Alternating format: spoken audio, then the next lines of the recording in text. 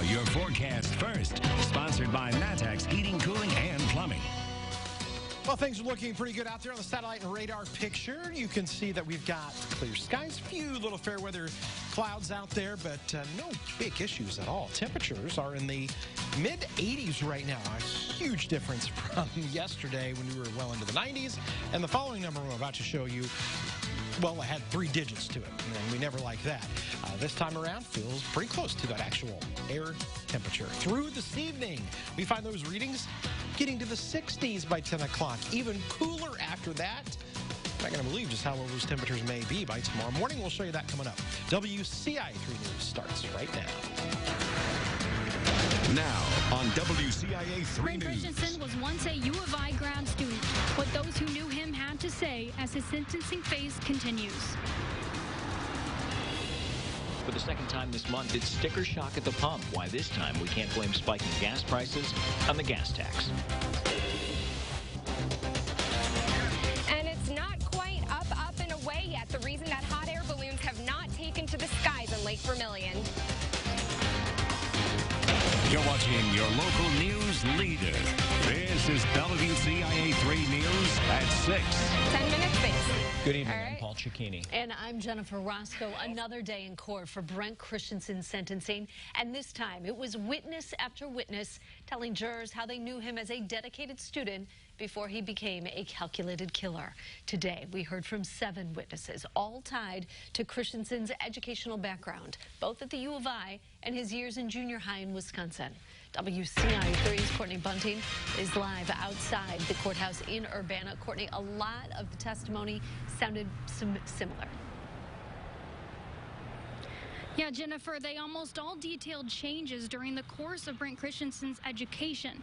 Many of them said he started out as someone who was reliable and dedicated to his education. But as the course of his education continued, they said that all started to change. The first witness called to the stand today was U of I physics faculty member Smithovish Veshwara. Now, he described Christensen as diligent, reserved, but reliable. A second witness, one of Christensen's fellow students, Rita Minako, also described Christensen as driven at first, but then she said he became unmotivated and stopped showing up to TA meetings. She also was asked about Christensen's socializing habits. She said sometimes he went to game nights, and once he drank so much, he said he had to sober up before going home. Later on, a 5th witness, a physics lecturer, described, quote, disciplinary difficulties, end quote, involving Christensen. She said he wasn't reliable. Others said he told them his depression impacted his ability to do schoolwork, but that he was getting treatment for it. Another witness, someone who prescribed medication to Brent Christensen for his persistent depressive disorder, was barred from testimony today. Now, the judge said that's because the defense already had a chance and they lost it to use their mental health defense. If this doctor was called to the stand, the defense said they would be very limited. The judge decided the defense would be limited on what questions they could ask her. The judge said leaving out those questions would be misleading to the jury. Now, tomorrow we're expected to hear from U of I counselors along with Christensen's ex-wife. Live in Urbana, Courtney Bunting, WCIA 3, your local news leader. Courtney, thank you so much. Now, in court today, the judge also ruled in favor of the U of I. The defense tried to make the U of I submit documentation of Christensen's time with the counseling center. The school didn't. The judge denied a motion, so the U of I didn't need to explain why it shouldn't be held in contempt of court. A man in Danville is dead after a semi-crash on I-74. It happened yesterday in Woodford County. State police say 29-year-old Ethan Stauffer of Leroy was driving a semi when it broke down in the construction zone on the shoulder. 48-year-old Jeffrey Bryant from Danville tried to pass the semi. He hit it, and his truck caught fire. Bryant was killed. Stauffer was taken to the hospital, but is expected to be okay. New tonight at 6, one of Champaign's busiest roads is scheduled to get some major upgrades, and some say it's long overdue. It's all part of the Rebuild Illinois plan that Governor Pritzker signed last month. Billions will be spent to improve the roads you drive on, including Prospect Avenue. WCIA 3's Jamie Mays is with us. So, Jamie, it's the taxpayers who are helping pay for all of this. Right. The extra money you're spending at the pump will help with repairs. People we talked with say they're looking forward to seeing changes.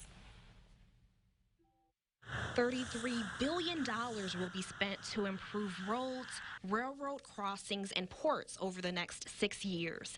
IDOT officials have several plans for parts of Champaign. There's a lot of through traffic on Church here and University, so it's pretty congested. They have a plan to widen and resurface Prospect Avenue from I-74 to Route 10. They say it's too soon to know which parts of Prospect will see changes. But the goal is to improve safety and the condition of the pavement, a change neighbors say is needed on some of the busier intersections. I hear the tires squealing often, and then I hear a lot of crashes and police cars and ambulances after it happens. There's a lot of stop traffic in that turn lane because there's people trying to go straight, and then they're behind the people trying to go left, and so they try to move over. The project will likely target specific areas to improve traffic flow in certain locations. Kelly Pritchard has worked near a busy intersection on Prospect for 19 years. She says the owners of the property may have some strong feelings about construction if widening the streets means cutting traffic signals into their lawn. I don't think he would want his property moved over. But it could be a while before that happens. IDOT is in the very early stages of the project, and the city of Champaign says it could be several years before construction starts. That project would cost $18.5 million, and there will be opportunities for public input. IDOT says they want to make sure they have information and opinions from neighbors when there's a project of this size. Back to you. Jamie, thank you so much. Now, some of the other proposed construction projects in Champaign County include a bridge replacement with bicycle and pedestrian accommodations. That's going to be Kirby Avenue over I-57. Also, a plan to rebuild the I-57, I-74 interchange. That's a big one. And replace bridges under US 150, I-74, and Mattis Avenue. We have an update on excessive heat impacting roads. Part of I-72 is back open after it buckled last night. The left lane going westbound near South MacArthur Boulevard by Springfield was closed for 3 hours. It opened back up around 11:30 last night. And stretches of road on 2 different highways were also repaired after buckling. Both Route 51 near Autumn Road in DeWitt County and Route 24 just east of Watseka near the Illinois-Indiana border are back open. Did you fill up your tank yesterday? If not, you should have. Gas prices in many places jumped 30 cents overnight. They're not topping out at $2.99 in central Illinois. It appears we can't blame the increase on the gas tax, but something 1,000 miles away, Tropical Storm Barry is apparently the cause for this major impact on your wallet. We have a follow-up now. A 91-year-old man is safe tonight after he disappeared for almost 24 hours. Crews searched overnight for Floyd Juergens of Petersburg. He was found close to home in a bean field around 8:30 this morning.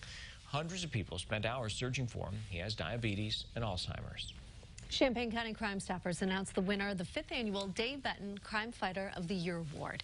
It went to the West Urbana Neighborhood Association. It's given to those in the county who show crime-fighting spirit. The group helps keep an eye out for porch package thefts and missing pets. It was named after Dave Benton, who was an anchor here and a Crime Stoppers board member. He died in 2015. There's a little over a month before most schools are back in session, which too will have new leadership when the doors open. Also tonight, the check is not in the mail. Why thousands are waiting for their unemployment benefits. And a recap of today will show high temperatures almost on the money for a typical day here in central Illinois in mid-July. 85 degrees. Pretty nice out there as we look at the Roofing Dog INET Gibson Area Hospital weather camera. Tonight's actually going to be a cool night. But the heat returns soon. We'll look at the tropical impact with that system, Barry, coming up next.